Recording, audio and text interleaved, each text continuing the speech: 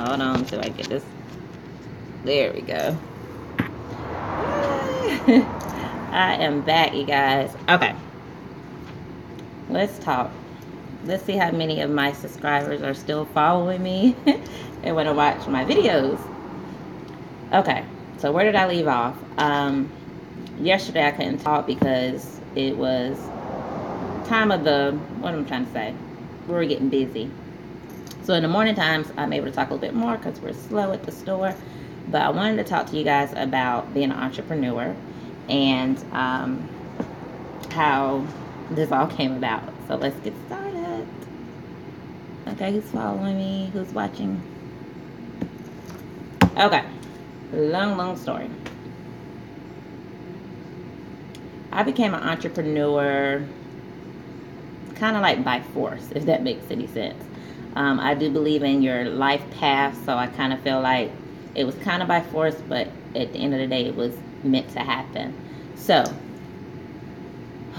where do I start? So, about 6 months ago, or maybe probably about 7 or 8 months ago, I had got let go from my job, which was not devastating, but somebody's inboxing me. It was not devastating. It was very surprising that I did lose my job because I was very dedicated to it, and I made that doctor, when I say a lot of money, I made him a lot of money. Give you a background on it. I've been in the medical field since I was 21, and I am 34.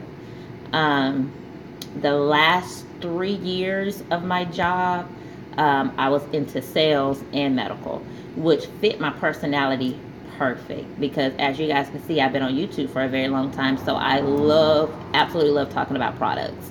And if it's something that I believe in, I was very good at selling that product because I actually believed in the product. When CoolSculpting came about at my job, it was very new. We didn't have any format as far as like how we wanted to run it, or like we didn't have like a business plan, if that made any sense. So my office manager gave me the book, set it on my desk, and she was like, okay, I'm gonna put you in charge of it, kind of like make it work. So I learned everything that I can learn about for CoolSculpting, and everything was set into motion. So how it went was, CoolSculpting is a non-invasive procedure that destroys fat cells. Gosh, I haven't, let me see. I kind of forgot about it now since I haven't been working selling CoolSculpting, but it destroys fat cells non-invasively. So let me see. Whew, sorry. Sorry, you guys. I didn't write anything down. This is the only thing I hate about going live because I can't edit my videos, so just bear with me. Okay, where did I leave off? Okay, so they gave me that position at work, and it just took off. Everybody in my hometown knew that we offered CoolSculpting at my office, and I was getting paid by the hour, but also by commission sales. So I was getting paid really good. Now, one thing I did not like about the job is they always pressured you to make more. In a way, it's a good thing, and in a way, it's a bad thing because I kind of felt, okay, this is weird. I kind of felt a little bit like a slave because no matter how hard I worked and how much money I made, it still wasn't enough. Yeah, they gave you a little bit of praises, like, oh, okay, you did good, but we need you to make this the next month. So, as you know, with entrepreneurship, not really entrepreneurship, as you know about sales, you can't really predict how your month is going to go or how your day is going to go. One day you can make great money, the next day there's nothing. So I did not like that part about it. Anyways, long story short, I got laid off in the summertime.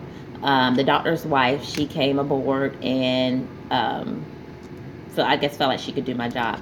Mind you, the doctor's wife was not in the medical field at all, but she just knew about sales. So I guess she felt like she could do my job. What they did was found any small thing to cut my commission sales. So we had, what she said, a state of, what did this lady say? A state of emergency or some crap. Mind you, my office manager, she was very two-faced. She talked about the doctor's wife like it wasn't nothing. I felt like when the doctor's wife came on board, I felt like she thought her job was at jeopardy. So I should have known about my office manager, because I was told previously from another job that she was at that she was bad with managing money. The last office she was at, they wasn't making really not that much money at all. I was told too that at some days she wouldn't even get paid at her other job. But anyways, so she came on to our job, and the doctor believed in her, gave her credit card, so she was just buying this and buying that, pretty much going through the doctor's money. Anyways, so when the doctor's wife came aboard, they was like, okay, Mandy, you're being late for work, da da da. Mind you, I had made this doctor over hundreds of thousands within those 3 years, hundreds of thousands, and I was getting a small percentage of it. Built my life off of it, was able to buy nice cars, nice houses, and things like that. And then they said, okay, we're bringing your commission sales down to 5%. Mind you, I was getting paid up to 12% commission sales, 10 or 12% plus a bonus if I met the quota. So I built my life off of it, not by the hourly pay, but by my commission sales. I got paid more commission sales than I was getting paid hourly, if that made any sense. So when they gave me that information that they were cutting, my commission sales, I was devastated. I was so upset. I'm like, how am I going to take care of my family? I'm like an alpha female, so sorry, that truck just threw my concentration off.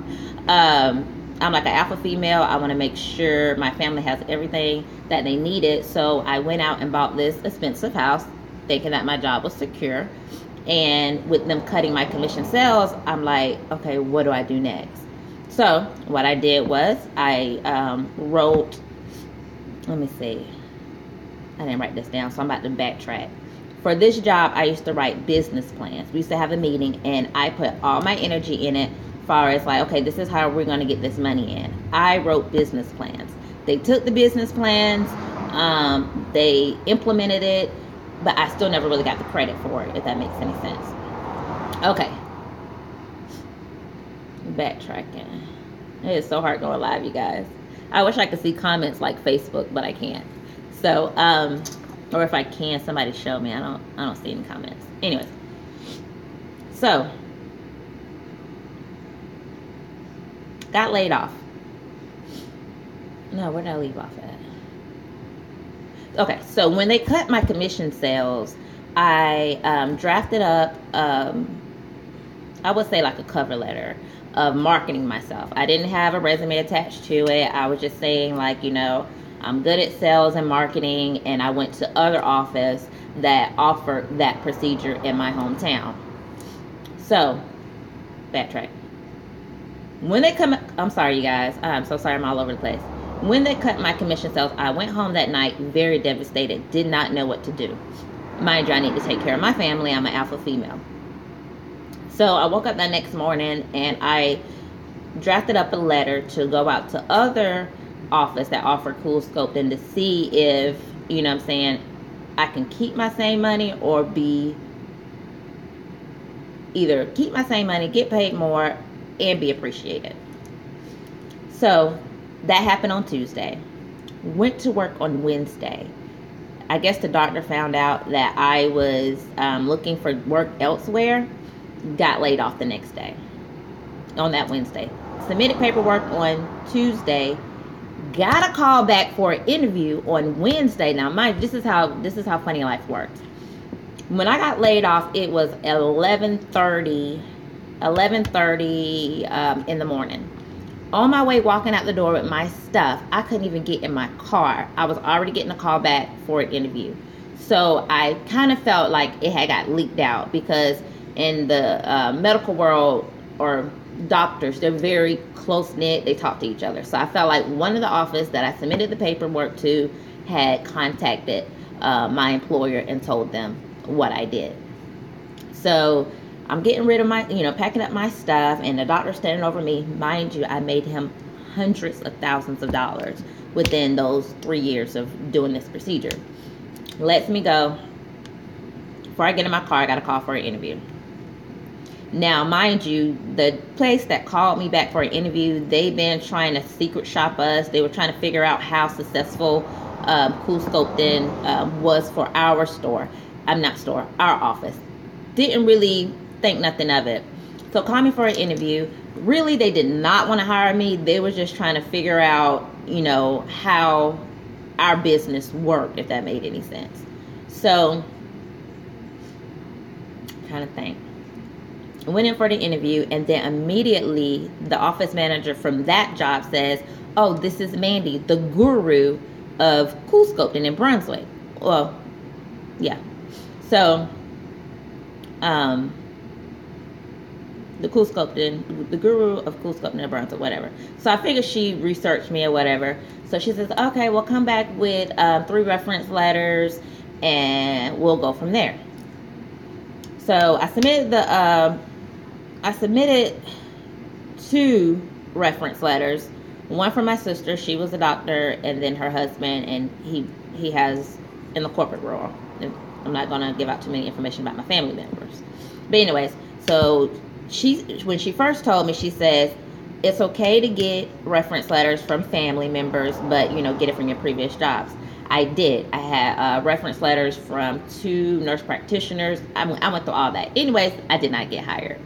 I felt like my last job was trying to blackball me, which really forced me into being an entrepreneur. Okay, we get to the point of me being an entrepreneur. So, had sleepless nights, and I was like, oh gosh, what am I going to do?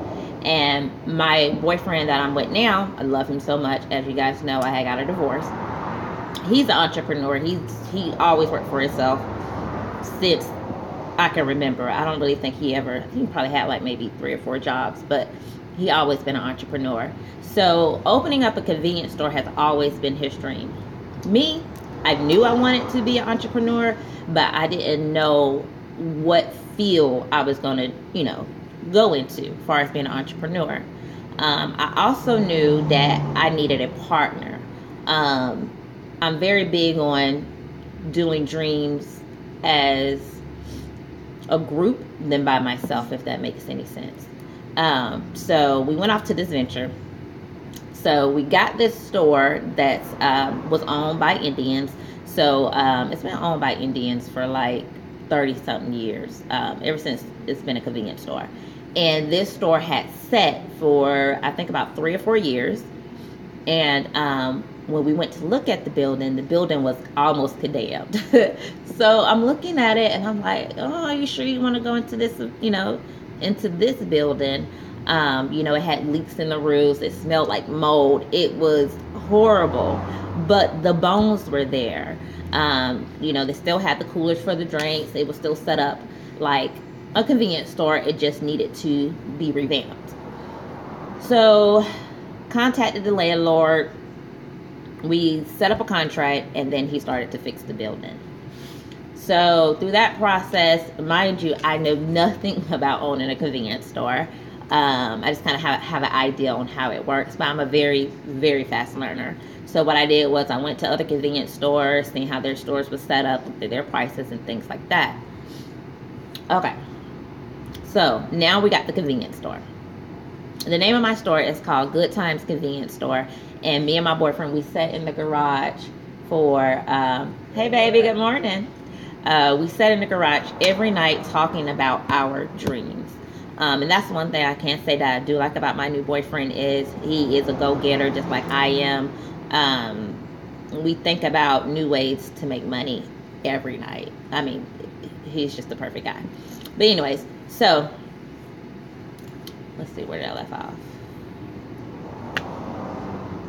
Okay, so my boyfriend, he's the one that thought of a good name. I said, okay, we really have to get a name that's going to attract people to us.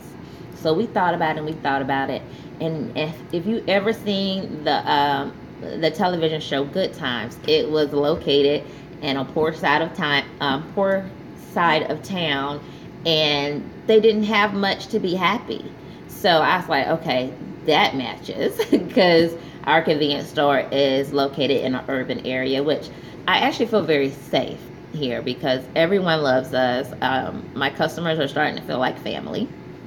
So we named it Good Times. Right now we have been open, I'll say about 8 weeks, and we're doing pretty good. It does have its ups and downs. I when I first okay, I'm skipping all over the place. Hope you guys are following me. When I first started buying my merchandise, I went to another wholesaler that was Indian Rand. And I thought it was weird. So I'm shopping around. I gave them all my information as far as buying stuff wholesale. And I see no prices. At the warehouse. So I go up there with the buggy with all my stuff. And she says, we just ring you up. You get free delivery, but you'll get your invoice on delivery. So I gave it a try, and I was like, okay, that doesn't sound right. It didn't sit well with my boyfriend. But I just, we were new to it, so I felt like that's how it was ran. They delivered our merchandise. So I'm counting through off the invoice that everything is there. Not really thinking about profit margins or how I was going to flip my money in the beginning. I just want to make sure I had all the merchandise.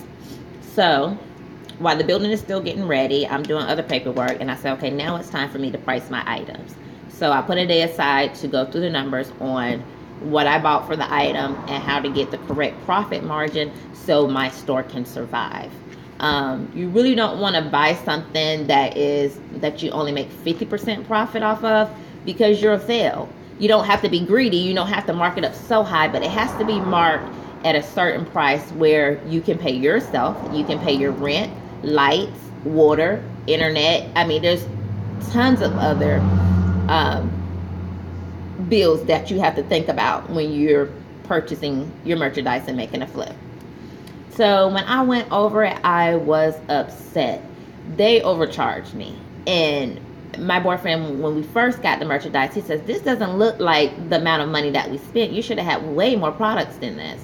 So I said, no, we had to buy, tobacco, which tobacco is very expensive. So I said, well, it probably got marked up, or it was probably more expensive because we didn't have any tobacco products. Went through the numbers, they gypped us. So I'm upset, like, oh my gosh, I just wasted money. How I'm going to do this flip. I could barely even make a flip off what they gave me because my items will be priced too high. So that went about. So we were able to get through that. So it was time for me to purchase again. I went back to the wholesaler and I told him this time, I need to see a receipt because I will go shop elsewhere before I let you guys gyp me again.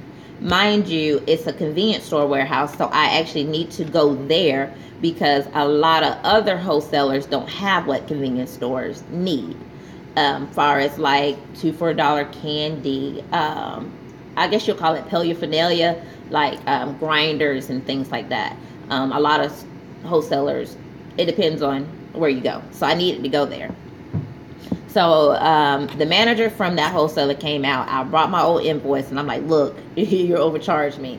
So this time around, they treated me right. So when I went up there to the cash register to pay for my items so I could put in my store, I said, please print me out, the receipt so I can look at it. So the guy kind of looked funny, like, like, we don't do that. So then not the office manager, the manager says, go ahead and print our receipt. So this particular wholesaler, I feel like they gypped people a little bit. So they printed it out and I looked over my numbers and I was happy. That's one down. I say that's one negative experience so far as being a convenience store owner.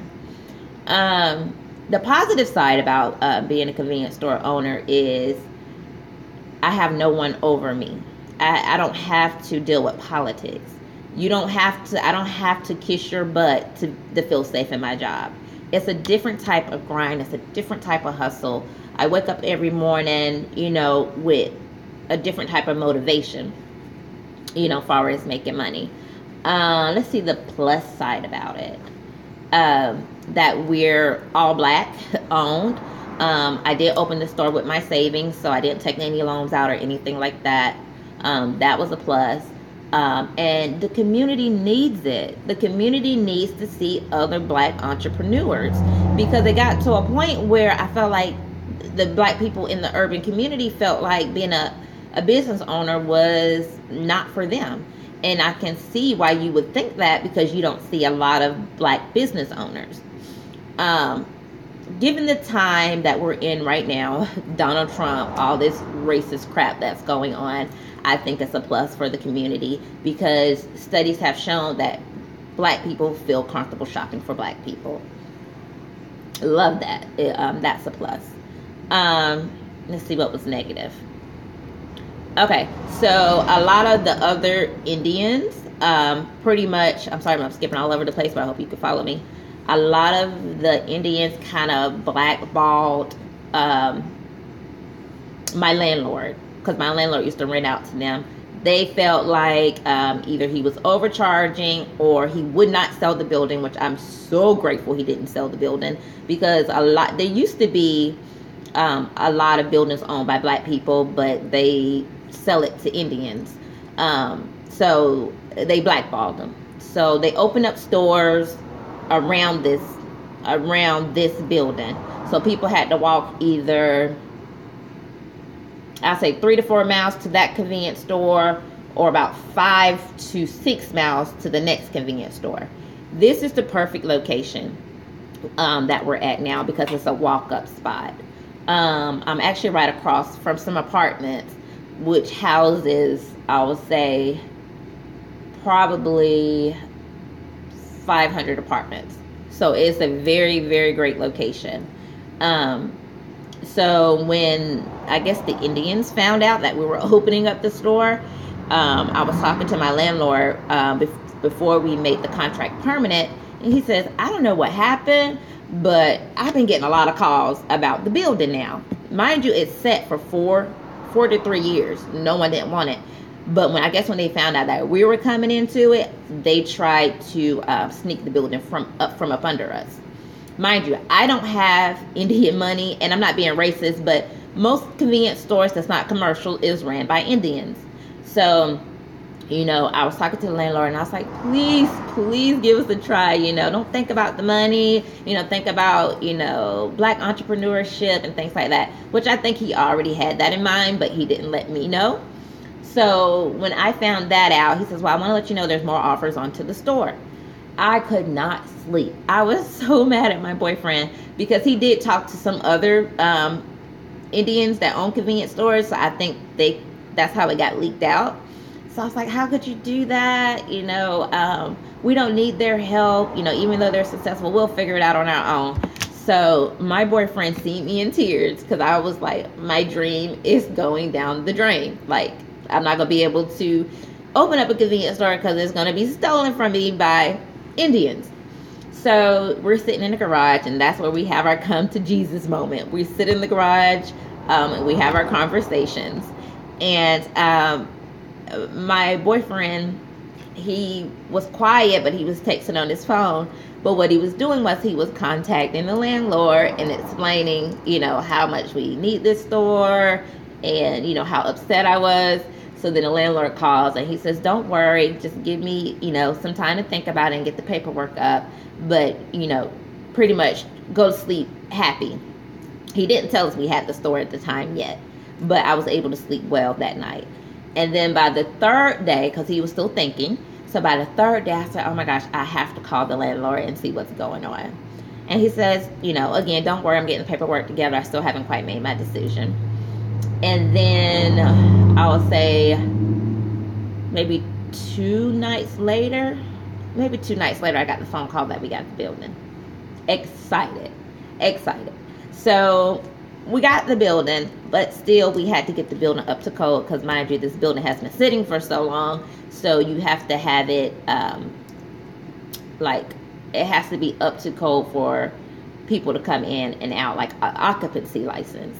So there was a lot of things that needed to get done. So that was the another 2.5 months as far as getting the building up together. Mind you, I do not have a job. I don't have a job at this time. I was living off my savings, and my boyfriend was helping me out with the house bills. Great guy. And I'm jumping off the subject now. But people think it's weird that I'm opening up a store with my boyfriend, and that's not my husband. But it works out. Far as like, will I ever marry again? It has to be right. I feel kind of like Khloe Kardashian. Like, been there, done the marriage thing, but it kind of went sour for you. So do you really need marriage to be happy? I kind of feel like we're already married because we took some major investments together. So if it blows up in our faces, it'd be kind of like getting a divorce because we have to split the business, if that makes any sense.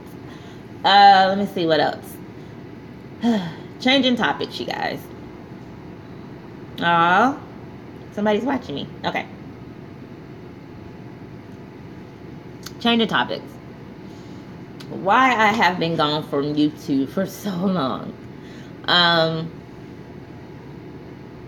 A lot has happened in my life. So if you watch previous my video that I went live on yesterday, I'm kind of gonna go more into detail about that. I'm trying to figure out. I thought about it last night. I was like, I don't know if I want to really air my business out, but I don't want to make it light and fluffy where my subscribers are not really interested. Kind of like, maybe you're hiding something. I don't want to watch your video because I don't feel like you're genuine or 100. So I say this before I open up about my divorce, that I'm not bashing him. Sometimes you have the shadow self or the negative side of you come out when you're not equally yoked, or that's not your soulmate. Okay, so whatever happened in our relationship it may not happen in his next relationship, because I might be his soulmate, so there may not be a lot of negative things. His shadow self may not come out, if that makes any sense. So I was married to my husband for 8 years. We were together for 10. In the beginning, I'm like so high schoolish when it comes down to love. When I date someone, I'm not dating you for financial gain. I'm not dating you for anything but pure love. So if you treat me genuinely, I don't care if you have negative traits in your past. Everybody changes, if that makes sense. Everybody changes, if that makes sense. Okay. So there were red flags. There were red flags in the beginning of our relationship, but I was 23, so I kind of overlooked it. He was kind of bad with money, far as he didn't manage his money well, but I loved him, so I figured like, okay, well, I'm really good at managing money, so that's his weak side, so I'll be the positive side of that. So that was one red flag. The second thing was he spent a lot of time with his friends. A lot of time. Sometimes his friends were more important than his family. The good side of him, because I'm not going to just say all negative and don't say anything positive. The good side about him was, even though he was, spent a lot of time with his friends, he still believed in family. When he was present, we had the best family relation. We spent a lot of time together. He was great with the kids, and he was a cooker.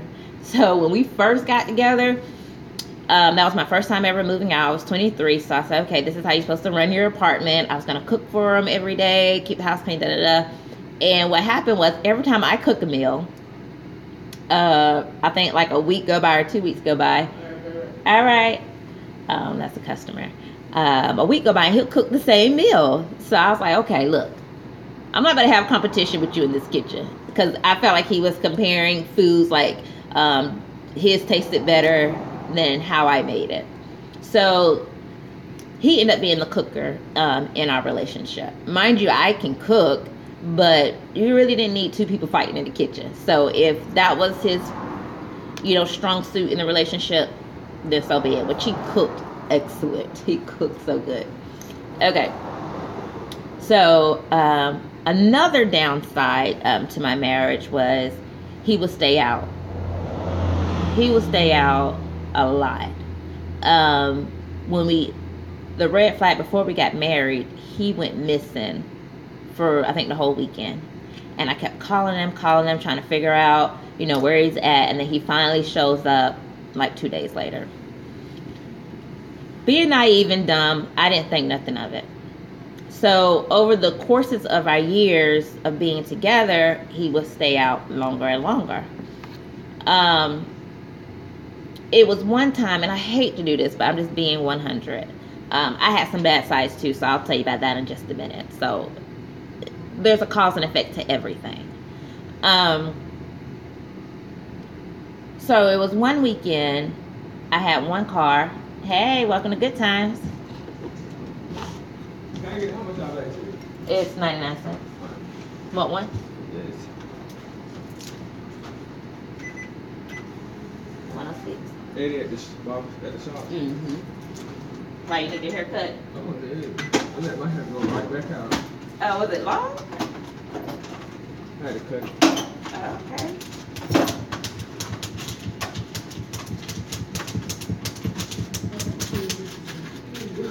You look for the cereal. With what milk? That's. I got milk in here? Milk. No, it spoils so fast, so I don't really put it in here.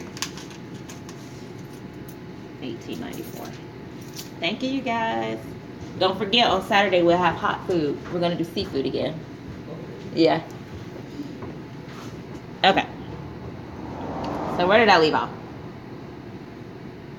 Okay. So one weekend we only had one vehicle, so he took my car and left me and my daughter, and I think I had my son at the first time, at the house for the whole weekend. Left me at the house.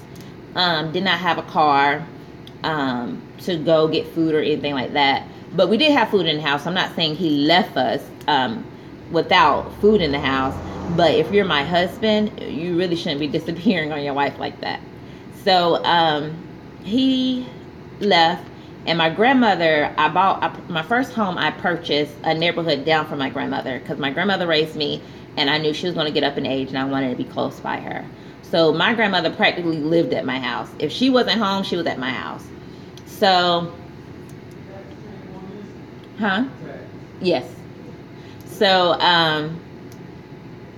okay, I got sidetracked with another customer. So my grandmother came to my house, and she was like, okay, baby, I'm taking you to get a car. I knew I wanted to purchase another car because the SUV that I already had was paid for, and I knew I wanted a new one, but I didn't know if I really wanted to make that investment at that time. So I was like, okay. She had this little newspaper, you know how the newspaper had the ads about cars and stuff like that. It was at Toyota. And so I just kind of felt like it was the sign. She said, did you see this car in this paper? Da, da, da. And I'm sitting at the house. My boyfriend been gone all weekend. And she says, I'm taking you to go get your car. Now, I had the money to pay for it, but at the time I didn't know if I wanted to make that investment. Boom. Mind you, he's gone. So I went and got me a Camry. And I guess news, either he was gone and had people watching the house. It was really weird. Somehow he found out I had purchased the car. He didn't answer the phone. He was just MIA. But as soon as I got that car, I seen him at the gas station in my truck. Been missing the whole time. Been missing. So he sees that I have a hold on, you guys. I got another customer coming in. Wait 1 second. Hey, baby, welcome to Good Times.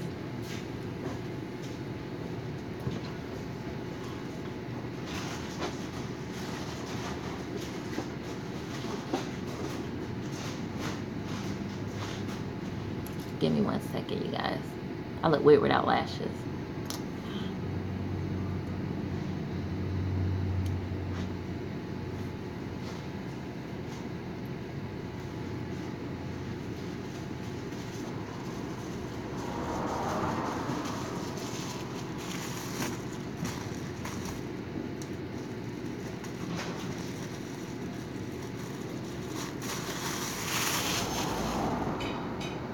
Hold on, I'm gonna get back to my story just 1 minute, okay?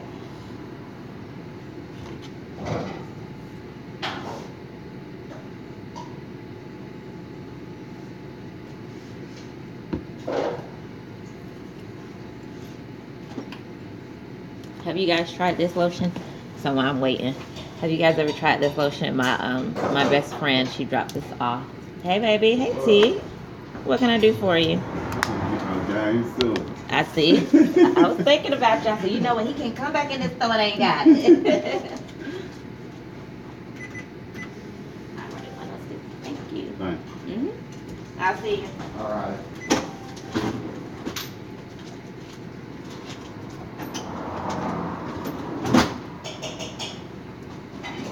But it smells so good. It smells really good. Let me know if you had tried it. Leave it in the comments. It was so sweet. She just brought up here at the store. She does nice things for me, like just because gifts. So I like that. Because I do the same thing. Be patient. I really want to get this story out. I just got to just wait for a moment.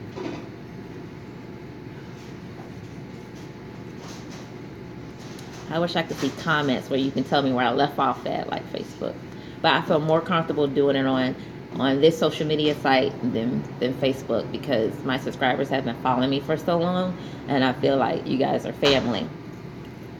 So I prefer to go live on YouTube instead of Facebook.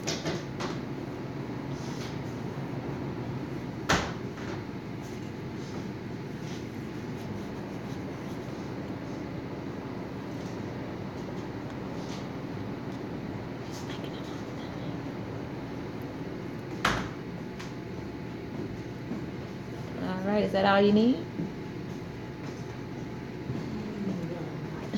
There's nothing wrong with that.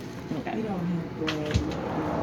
No, I did have it, but like I said, it spoils so fast, so I'm gonna wait till my customers grow before I get those items that spoil.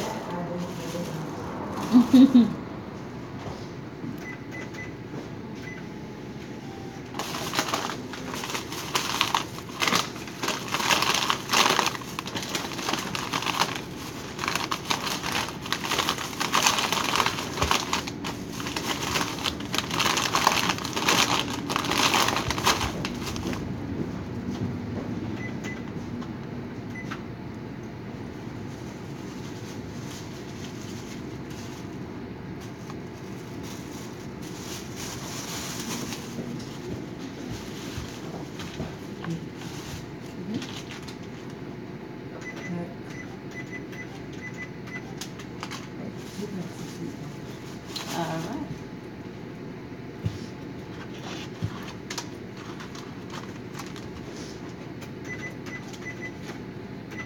Alright, 10:03.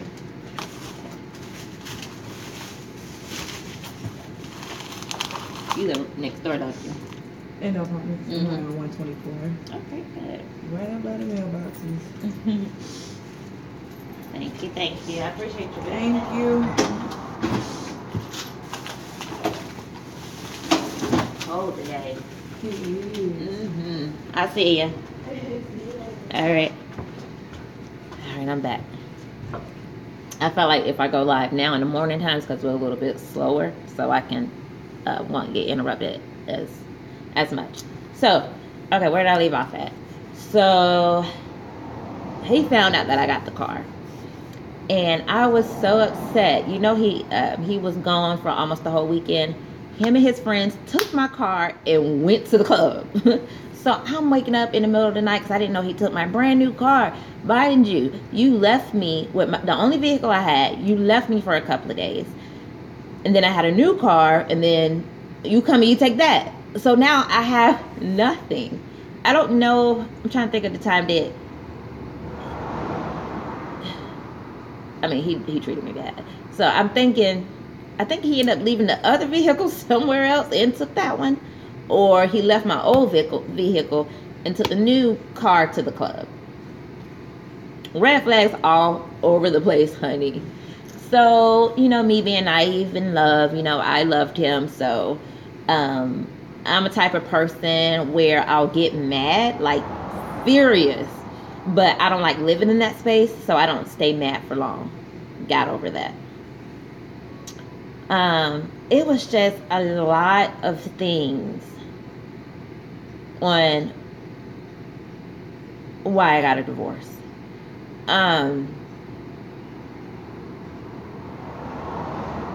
Okay, backtrack a little bit. I think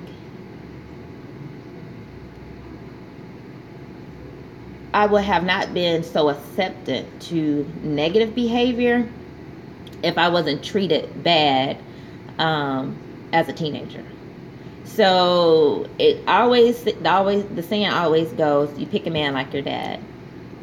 Mind you, love my dad, excellent person, but he had a drug addiction. And my dad, he was always abusive to a lot of his wives. My dad got married 3 times. Actually 4. He married one wife twice. And I grew up seeing him being abusive to one of his wives. Although I heard that he was abusive to all of his wives, but by the time I was born, I seen him being abusive to his last wife. So by that time, my dad divorced his last wife. My grandmother raised me. So my grandmother had me since I was 15 months because both of my parents were on drugs. So mind you, this was the crack epidemic, the area that the time frame that I was born. So both of my parents had drug problems.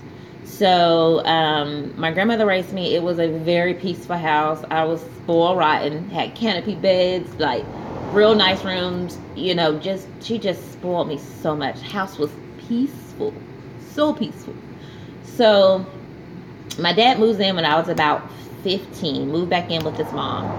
And that's when the house kind of went chaotic because my grandmother spoils all of her. Well, she only had one son and one stepdaughter, but she was just the person that just spoiled people. Like, she was a Pisces, so she was a very selfless woman and just gave you her all.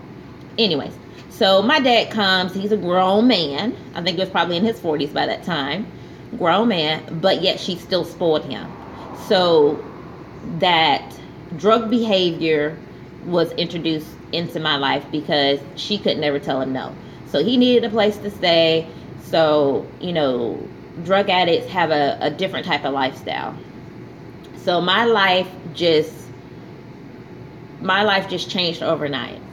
So I was a very spoiled child. So let me cause effect to everything. So I was a very spoiled child, and I was very unruly with my mouth. So if things didn't go my way, I'm fussing, being spoiled, and my dad just came back into my life. In the midst of me being a bad child and just being mouthy, my dad steps in to the argument. And gosh, I'm trying to see how I'm going to say it. So out of nowhere, my dad punches me in the face. I fall down on the ground, and I mean, he's welling on me, you guys. I'm like either 14 or 16, somewhere in that range. I was a teenager, and he's just welling on me. You know what I'm saying? So I had a positive image of my dad, and a negative one at the same time. So it was confusing to me that, that my dad did that to me. Police was called, and I guess this is where the mental thing comes in, because my grandmother loves her son and she loves me, so she didn't want to see my dad go to jail for what he did to me. So at the time, I didn't think it affected me, but it really did, because it sent me mixed emotions as far as love and hate. So I have a very blurred line when it comes to a guy treating you bad and you're mistaking it for love. To not want to get upset. I still feel like, I guess it still affects me because I can't talk about it without getting upset. So I guess I have never really got over it. So I say this to go back to my marriage. So a lot of bad things that he did do to me, I had a blurred line. So I loved him because he had a good side, but he had a bad side too. So it just screwed me up. So I stayed in that marriage for a very long time. And he still liked to party with his friends, so he used to hang out a lot. And I am, okay, I'm gonna tell you if you guys know astrology.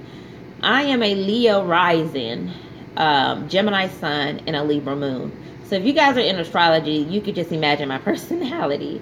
So I have a Leo rising, means I have this bold exterior, very flashy, or like, you know, how can I explain how Leo, you know how Leo acts if you're into astrology. So I have that rising sign, so that's what you see first before you get to know me. Then I have a Gemini, then I'm a Gemini sun, so that's the soul of me, and then that's where you get to very unpredictable personality, always going out, very social, things like that. And then my moon sign, which is my thinking sign, I am a Libra. So I don't like to fight, I don't like to argue, I like everything fair. So you can just kind of get a sum of who I am. Okay? What am I trying to say? I said that to say, okay, so I said that to say that I need attention in my love relationships. And oh yeah, also my Venus is in Leo. So I need attention from my partner. I love to give love, and I really want it back. So, you know, in the course of us being married, he was still spending a lot of times with his friends, so I felt very neglected. Like, I just felt, I don't know if he was cheating on me. I don't know, you know, what he did when he wasn't around me. So I was not perfect either. I entertained the opposite sex conversations, only conversations, because I was lonely. So, you know, being married, you're really not supposed to entertain anyone's conversations. But mind you, I was sleeping alone half of the time, and I just didn't have that love that I wanted. So another incident that happened was, it was a guy from high school. This was when Facebook had just started coming into play, where everybody was getting on Facebook. And he inboxes me and he says, "Oh, you're still skinny." I have always been skinny since from high school. And I was like, "Oh, you know, yeah, you know, I'm still skinny. You know, how are you?" I felt like nothing was wrong with that. But I guess he did, because I was having conversations with the opposite sex. And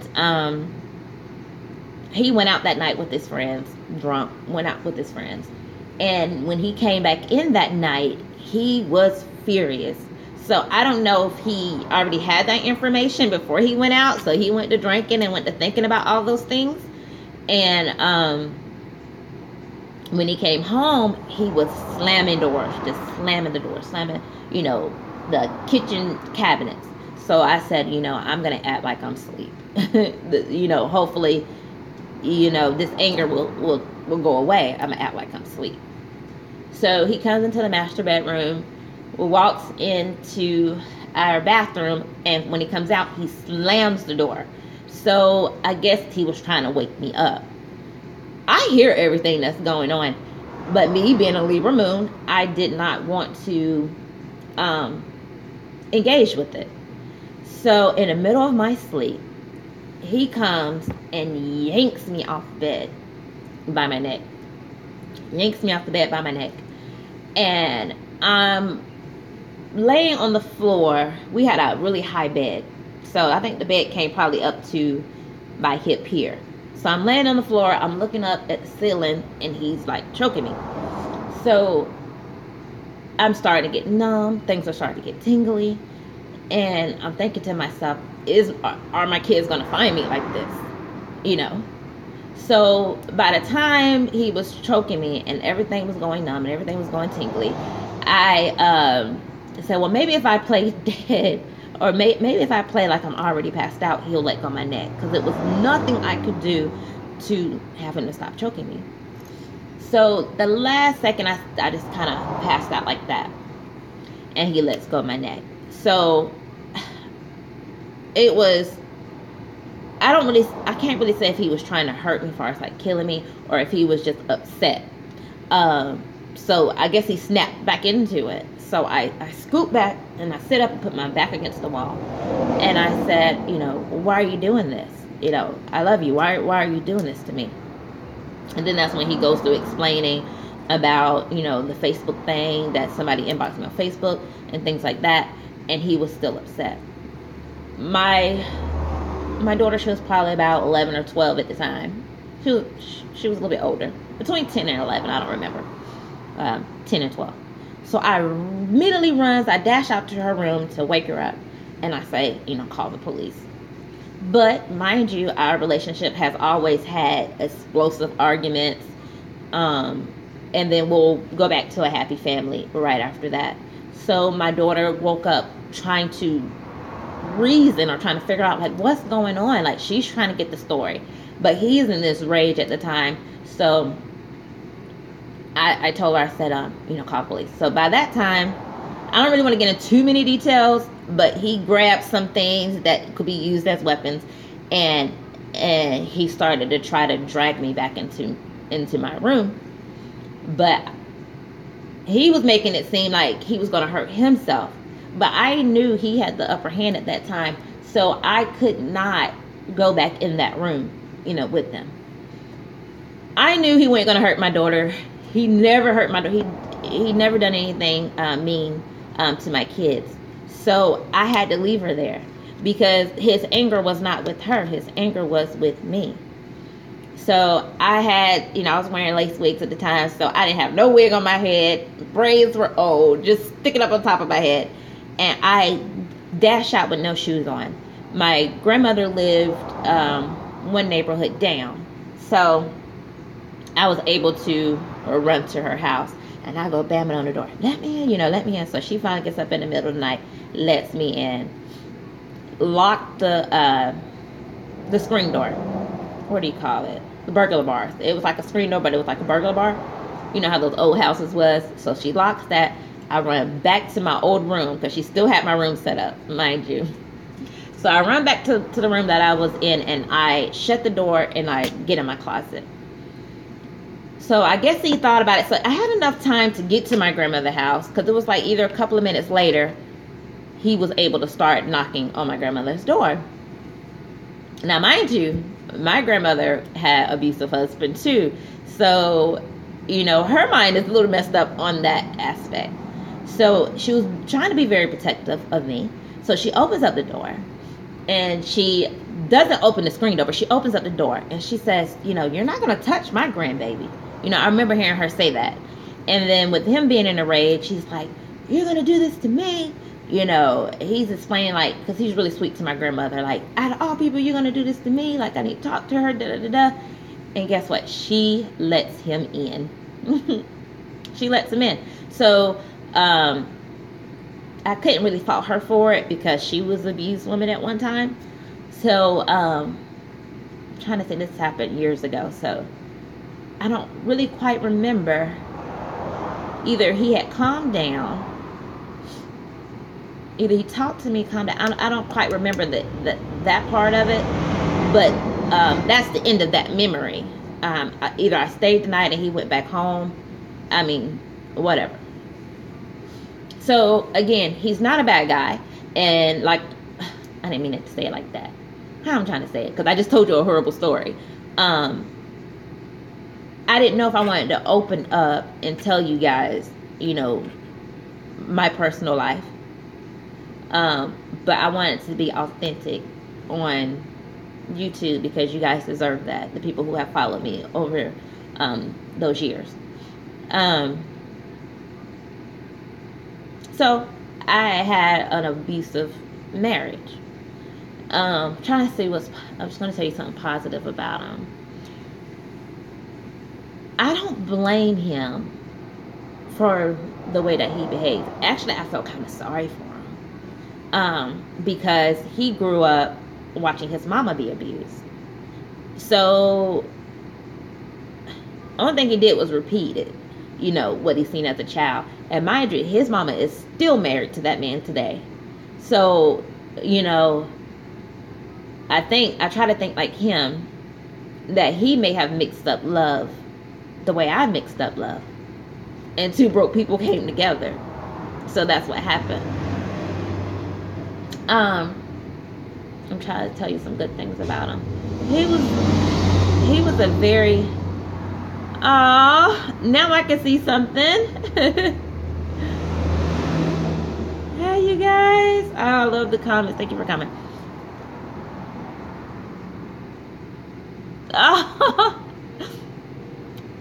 Jones. Well, that goes back to me being a Libra moon. Like, I'm very, very forgiving. Thank you for listening to my story, by the way. So two broke people came together. So I dealt with that for years. And then we go back to, so he would take some of my money too. He would take some of my money. And this is before we purchased our new house. I was saving up for the down payment on the house. And even though his name was not on my account, I gave him my my password for the ATM, in case for emergencies. And one day we did have an emergency, and he had to go to the ATM by himself and pull some money out for emergencies. So didn't think nothing of it. We were married, so even though our banking accounts were separate, I still felt like, I still felt comfortable giving him my password for emergencies. So this is what happened, you guys. I had $5,000 saved up. And you guys tell me if this was love. I don't know. I was married a very long time. You guys tell me if this was love. He did me wrong. So with the ATM, you could only take out $500 a day. That was your quota. So I had $5,000 saved up. You do the math how long it took him to take all my money out the bank. So, mind you, I guess over a course of weeks, he was pulling out $500. Now, I'm still able to use my card, but I'm not keeping track of the numbers because I check it like once a month, if that made any sense. So one time I go to use the card, and at first it happened at the gas station. I said, well, dang, it declined my card. So I said, okay, maybe something's wrong with that gas station. So I did it on credit, and it went through. Okay, me and my daughter had to go to church the next day, so we were shopping for church wear. And when I went to the store to try to use the card, the lady says, there's no money in your card, or it declined it. So I'm like, okay, what are the odds of that? Like, this done happened to me twice. Girl, or guys, when I say I called the bank and my account was $0. He took all my money out my account. $0. So, I called him. Why would you do this? He couldn't explain to me. He was like, I didn't take your money. That must be messed up. Devastated. So, go back to my grandma's house where I was raised. That was my safe haven at the time. And my brother and them, they're sitting in the kitchen with his buddies. And I just run in the house, tears pouring down my eyes. Couldn't even make it to my room, which my grandmother still had it put together. And I just collapsed on the hallway floor, just devastated. So my brother, he runs. He's like, Mandy, what's wrong with you? Talk to me. What's wrong?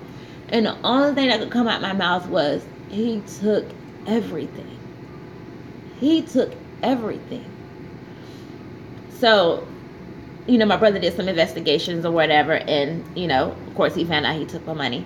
Brother was so sweet. My brother ended up giving me, I think, $500. And my dad, that was mean to me now. My dad, he had money too. So my dad ended up giving me $2,000. So they were able to help put some money back into my account. But, okay, this goes back to me being dedicated to my marriage.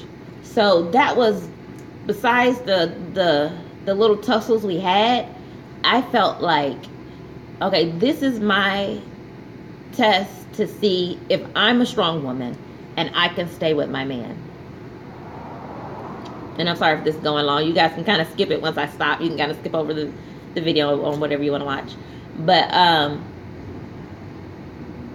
I said, okay, this is the time to see if I can be a strong wife, be a forgiving wife, and stand by my man. So we went in a prayer together, and we prayed about it. And he just said he was very, very sorry. He wouldn't do it again, things like that. And I had a little bit of sense of pride that, okay, I was able to get through that portrayal. So I probably have to stop this video and just start back tomorrow. But what I'm going to try to do is come back to you guys every morning while I'm slow at the store.